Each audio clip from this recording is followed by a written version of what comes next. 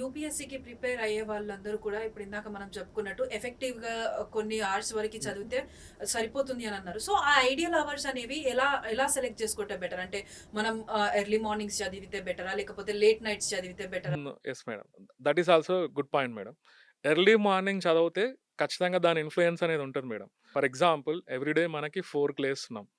So, night మనం 9 కల్లా పడుకుంటున్నాం. అంటే 9-4 వరకు అరౌండ్ ఒక 7 అవర్స్ నిద్ర ఉంది. That is enough clearly. So, 4కి లేసి మనం ఒక 4 అవర్స్ చదివామనుకోండి. ఆ 4 అవర్స్ అనేది డైలీ 6-7 అవర్స్ మనం చదివినట్లు. అంత ఎఫెక్టివ్ ఉంటుంది. ఎందుకంటే మన బ్రెయిన్ అనేది మన లోపల ఇంటర్నల్‌గా మన న్యూరో ట్రాన్స్‌మిటర్స్ కానివ్వండి, మన హార్మోన్స్ కానివ్వండి, మార్నింగ్ లేస్తూనే అవంతా ఫ్రెష్‌గా డెవలప్ అవుతుంటాయి క్లియర్‌గా మనకు చూస్తే. సో, మన ఎనర్జీ లెవెల్స్ కూడా మార్నింగ్ టైమ్స్‌లో మన బ్రెయిన్ ఆలోచించే విధానం గాని, మనం ఎనర్జీ లెవెల్స్ కానీ కొంత డిఫరెంట్‌గా ఉంటుంది. అదే నైట్ అయ్యేటప్పటికి ఆ రోజంతా జరిగింటుంది. మనకెన్నో యాక్టివిటీస్ జరిగింటాయి. ప్లస్ మనం కొంత మూడ్ అనేది కూడా నైట్ టైమ్ అనేది కొంత చేంజ్ అయి ఉంటుంది.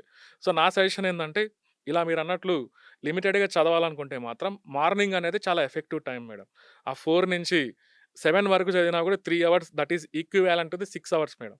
సో, అక్కడ మన బ్రెయిన్ అనేది ఈజీగా ప్రతీదీ మనం గుర్తుపెట్టుకోగలుగుతాం. సో, మనం చాలా ఇంటలెక్చువల్‌గా ఉంటాం. సో, ఖచ్చితంగా మన ఐడియాలజీ అనేది చేంజ్ అయిపోతుంది మేడం.